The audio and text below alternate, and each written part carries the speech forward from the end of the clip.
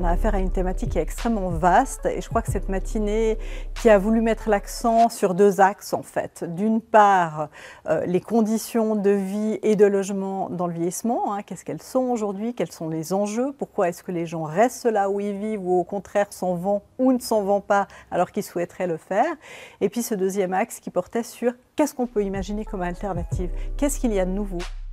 Il y a de plus en plus de personnes, hommes et femmes, qui vivent seuls, moins de personnes âgées qui vivent avec leurs enfants dans le même ménage, plus de personnes qui vivent dans des appartements et maisons modernes qui sont adaptés au grand âge, mais aussi plus de personnes qui sont intégrées socialement.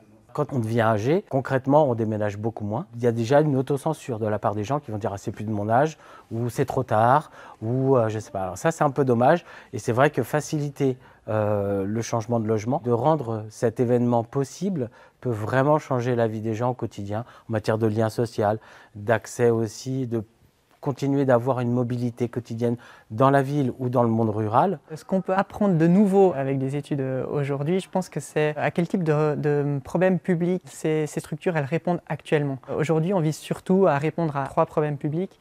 L'isolement des personnes âgées, d'une part, la question du maintien à domicile avec des enjeux aussi de répondre à la volonté des personnes de rester à domicile et d'éviter l'hébergement collectif d'autre part.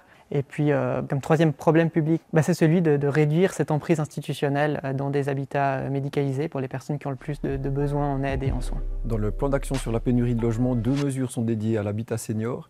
Il y en a une qui est du ressort de la Confédération et qui en fait consiste en l'élaboration d'un rapport du Conseil fédéral sur l'habitat adapté aux personnes âgées. Dans le cadre de ce rapport, on va identifier des bonnes pratiques et on va donner des recommandations aux différents acteurs. Et l'autre mesure s'adresse finalement aux cantons et les cantons, dans le cadre de cette mesure, sont chargés de voir comment ils peuvent adapter leurs prescriptions pour favoriser dans les communes des planifications de logements adaptés aux personnes âgées. On voit notamment que les questions de déménagement sont très sensibles puisque c'est un stress de déménager et vraiment on doit trouver aussi des moyens peut-être de la part des politiques publiques pour accompagner ce genre de phénomène. Ce que je retiens, c'est finalement donc la similarité de la situation entre la France et la Suisse et la similarité des problématiques et puis aussi des différentes expériences qui sont tentées avec beaucoup de projets pilotes. C'est intéressant de se dire qu'il n'y a pas une solution, mais il y a plein de choses à faire et surtout c'est important que localement chaque personne puisse choisir, puisse avoir les opportunités de choisir.